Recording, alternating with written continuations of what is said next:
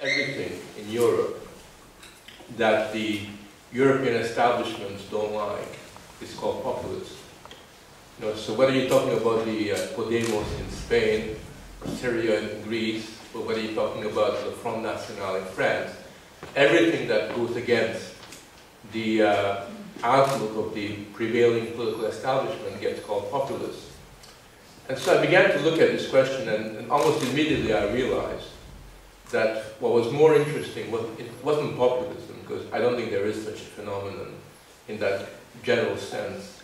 Unless you want to call everything populist, then it becomes meaningless. I think what's really interesting for me in the book is anti-populism. And what's interesting is that it begins with being called populist, and then you wait a second, and then you call it nationalist. And then before you can finish the word nationalist, you say it's xenophobic. And before you finish xenophobic, you're homophobic. And it goes on and on and on, and there's this kind of list of bad things. I came to the conclusion that the reason why there is this political atmosphere, this powerful anti-populist movement, is because of the normative crisis of the European Union. In other words, the lack of legitimacy of the institutions of the European Union, where they have lack of clarity about what are the values they really stand for. And when I looked further, it became clear to me that it wasn't just the European Union, but most West European countries really have a crisis of values about what it is that, you know, what does it mean to be British? What does it mean to be French? What does it mean to be German? What are the values we live by? In the language that is used, there's no distinction made between being, having patriotic sentiments, or identifying with your nation, or feeling at home with a particular national culture. All those things were seen as being the same as extreme nationalism. It's almost like nationalism, it was used as a kind of precursor to being a Nazi. It's almost like, you know, there's an argument that nationalism almost inevitably, it's like a slippery slope, leads to Nazism, which of course is the very opposite of reality, because we know that democracy, liberalism, individualism all emerged exactly the same time as nationalism did in the French Revolution. We live in an age of identity politics, right? When you go out on a university, every identity is okay. You could be a trans person, that's okay. A woman or a gender identity, that's okay. You could be disabled, have that identity, that's okay. Every identity is all right, except for national identity. That's not okay. And therefore what you've got is this kind of process whereby identity becomes denationalized, and you end up promoting all these other identities as a way of morally condemning what a national identity is. And that's something I write about in the book. And I write about it not because I'm a nationalist, although I like nation, I've got no problems with that, but because I think it's very dangerous if you take away people's national memory and you take away their national identity, then you leave them with very, very little, and you end up doing precisely what the Stalinists used to try to do in many parts of East Europe and in the Soviet Union. Според вас има ли аспекти на режима на Орбан, които заслужават да бъдат критикувани по някакъв начин? I don't defend Orban as a government for its policies.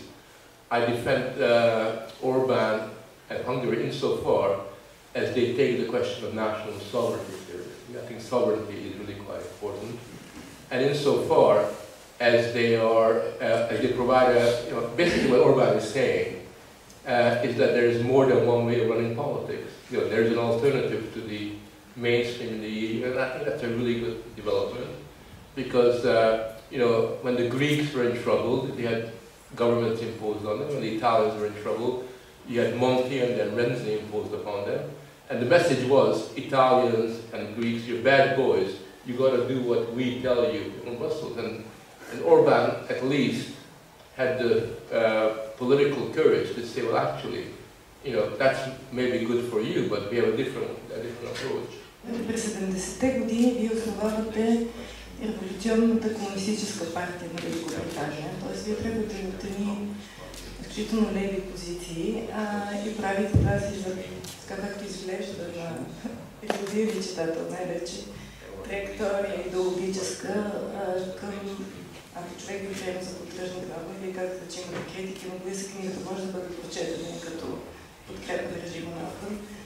Тази тъга води към дясното, център дясно или малко по-дясно и център дясно.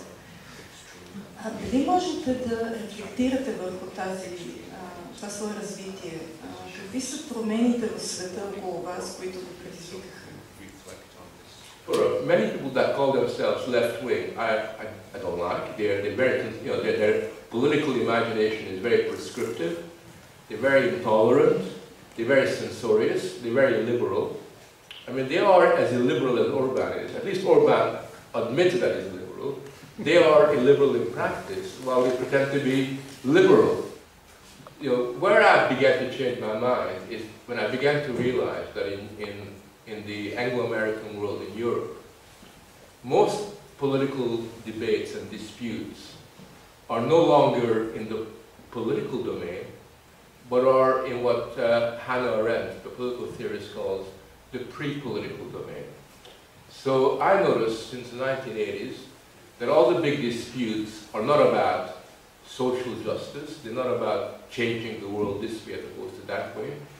They're about the pre-political issues like the family, they're about relationships, they're about identity, they're about sort of fundamental pre-political values. Ultimately, and this is something it took me a long, long, long time to discover, they're about intergenerational sort of relation and interaction. And one of the things that has happened is that the left, sadly, began to be very interested in disrupting intergenerational dynamics, seeing that as a problem and as a wrong thing, and loyalties that are based on intergenerational things are seen as being horrible.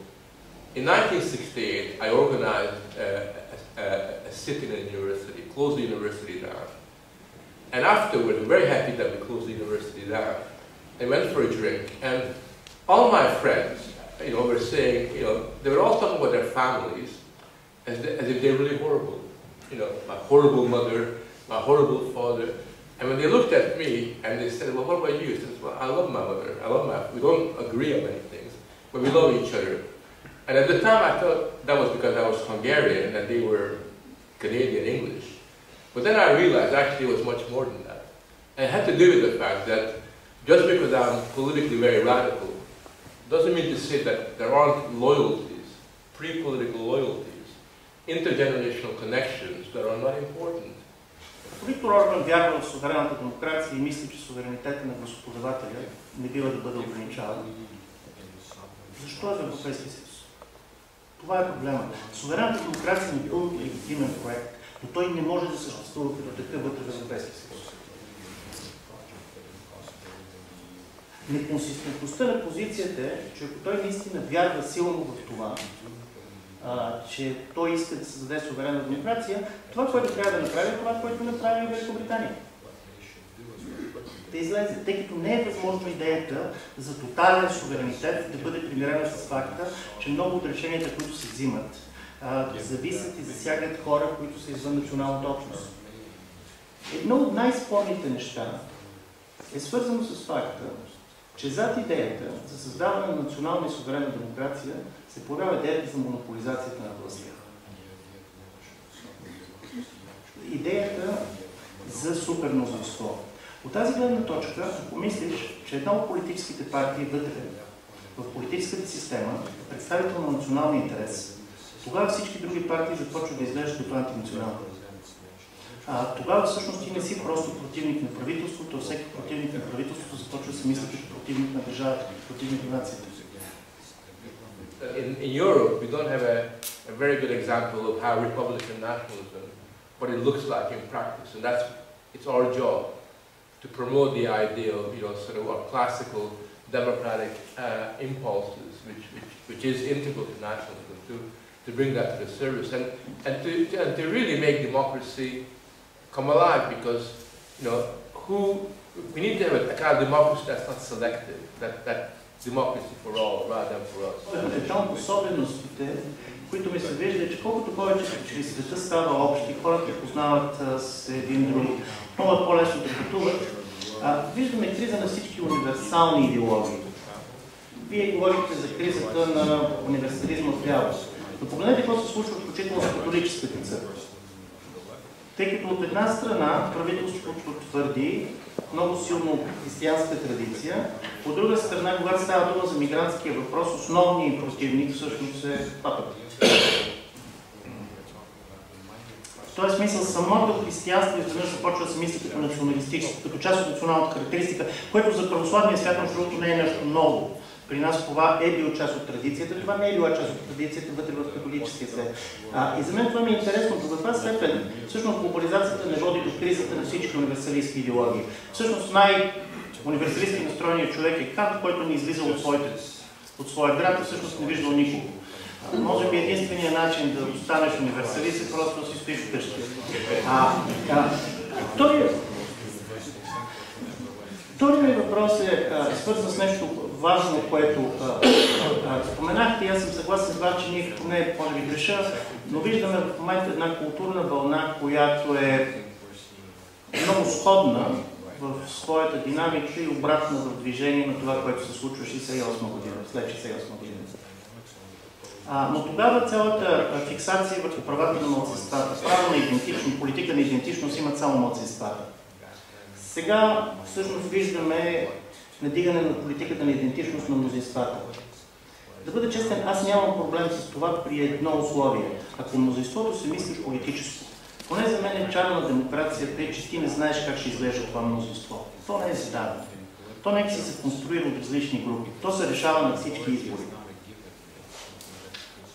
Ако обаче то се мисли цяло през такъв тип етнически характеристики, тогава се стига до ситуацията добре позната на Балканите, когато единствената ти позиция е защо аз да бъда малцинство в твоята държава, когато ти носи малцинство в моята.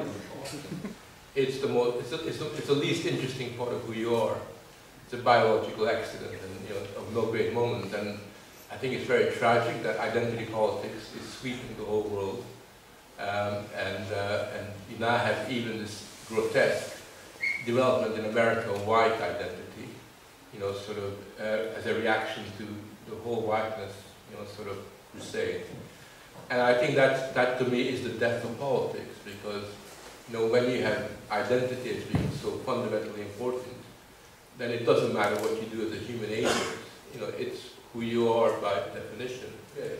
And I've never seen those universalistic principles and values held in such low regard by people across the sort of political spectrum as now. And I do think that we are tragic, and the Catholic Church is the same. I think it's interesting. I'm not Christian, but at least, the one good thing about the Catholic Church was, only good thing about the Catholic Church, was its universalistic aspiration in the old days.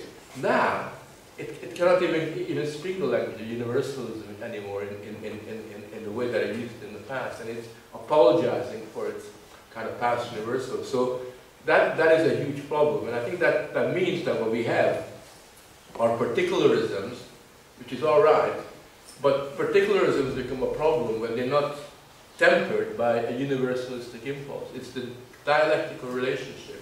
Balázs Ádám from Hungary.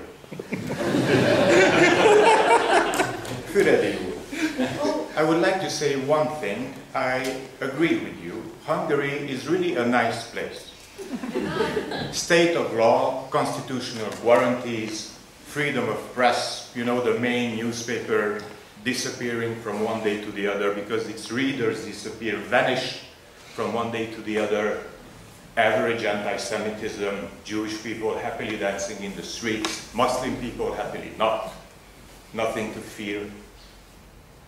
No hate speech, average hate speech. Hungary is really a nice place. This is why I live in Bulgaria.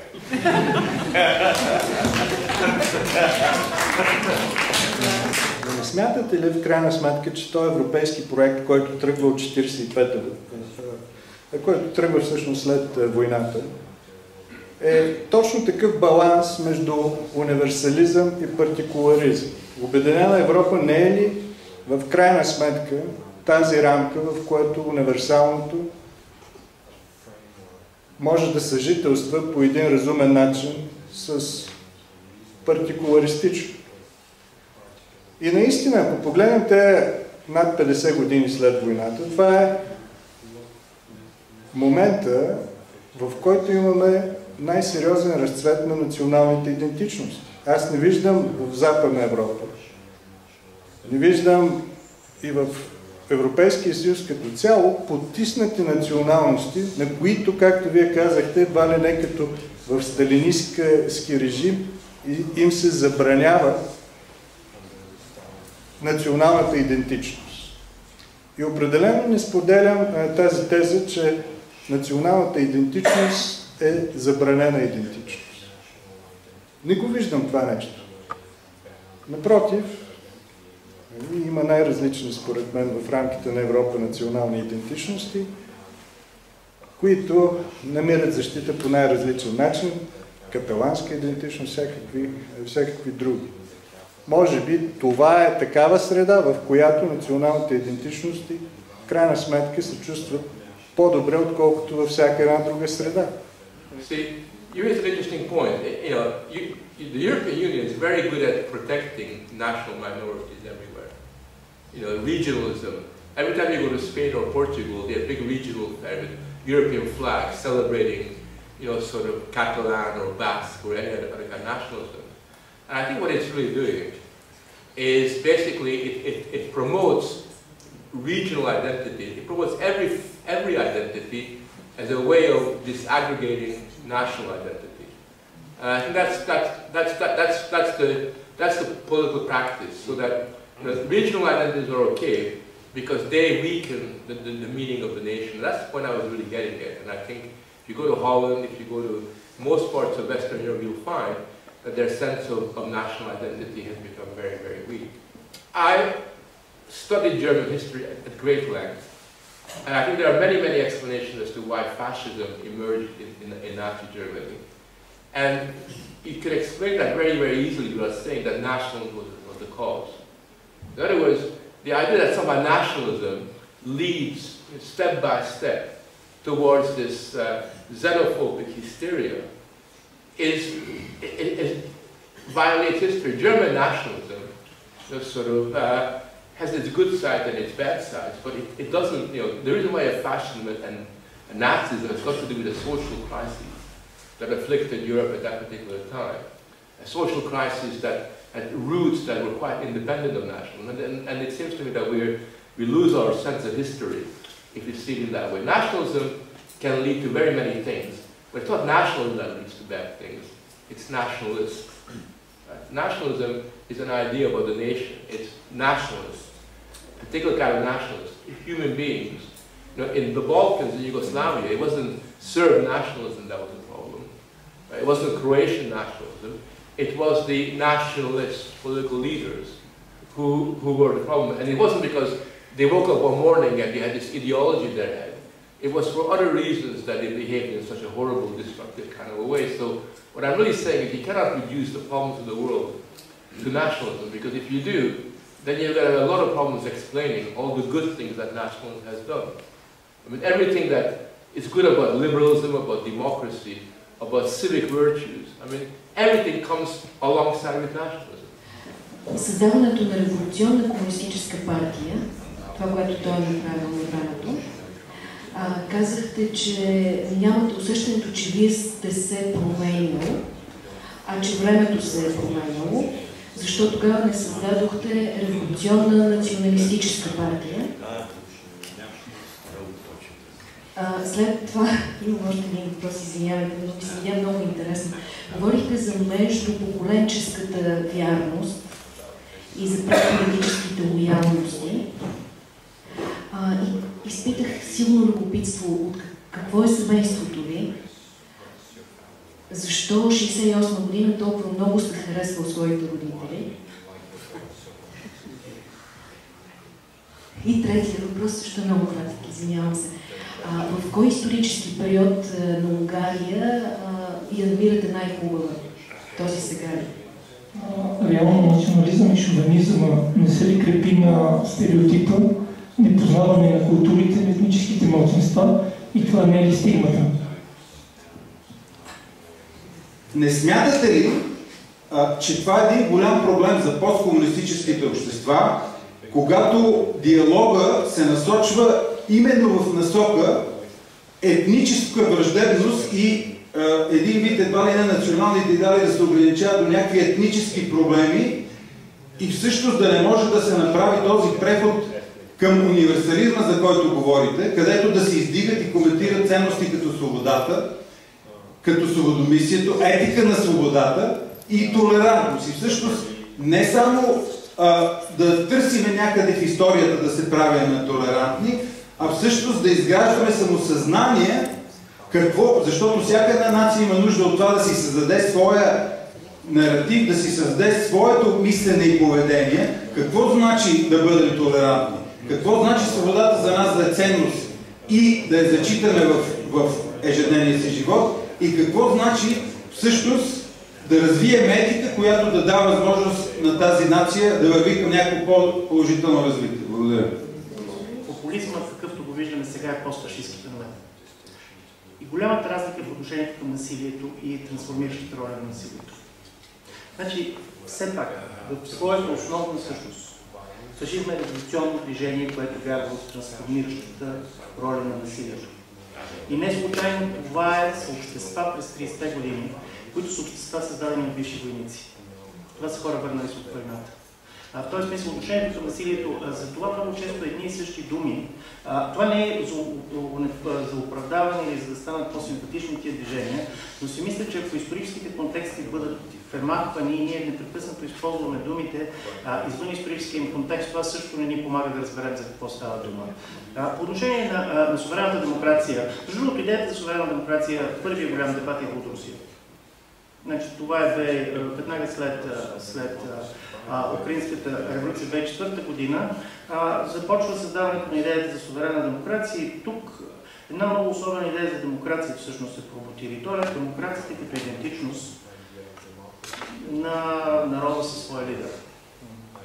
Всъщност това е големия проблем. Затова всъщност ако има демократичен режим, по който е трудно да смениш властта, която си избрал, има проблем с тази идея за демокрация. The reason why I didn't form the revolutionary nationalist party because I'm not a nationalist, as it happens. I've got no nationalist, sentiments. I do, I'm very sympathetic to people that do. As it happens, because I left Hungary when I was 9, grew up in Canada. I left Canada when I was 20, went to England. I've never had the opportunity to be nationalist, ever. Which it has its good things and its bad things. My family, I loved. Besides, I think it's normal for people to love their family. I don't think it's unusual. But I love two things about my family. My mother was in a concentration camp in 44, and she just said, fuck it, I'm going to live my life. And she became a very strong woman who had a good sense of humor, a real fighter. My dad was in the Hungarian Revolution in '56, as was my sister.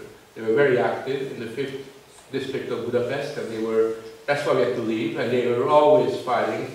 And, we always argued, and my father was very angry at me when I formed the Revolutionary Communist Party. I said, my son forms the Revolutionary Communist Party, how horrible that is. And he said, nevertheless, we're Furedis, we're the same family. We can argue and discuss and everything else. And I had the same thing. My son 2 years ago decided that he was going to support Corbyn in the Labour Party.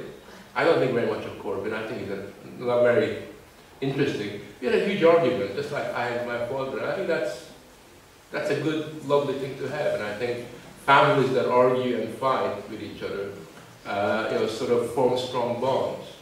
So that's what I was. I think the best period of Hungary's history was in October 1956, where, with my own eyes, I saw people that were too scared to open their mouths, who walked around looking at their shoelaces because they were so worried about the world. The same people that were so scared about the life, in a couple of weeks just took matters into their own hands and they made a revolution. So that's what gives me optimism about the future, that if Hungarians, ordinary Hungarian people who were intimidated, could rise up and imagine that they could change the world, then why not Bulgarians and why not French or other kind of people? We all have that potential within us. It just, being in the right place at the right time with the right ideas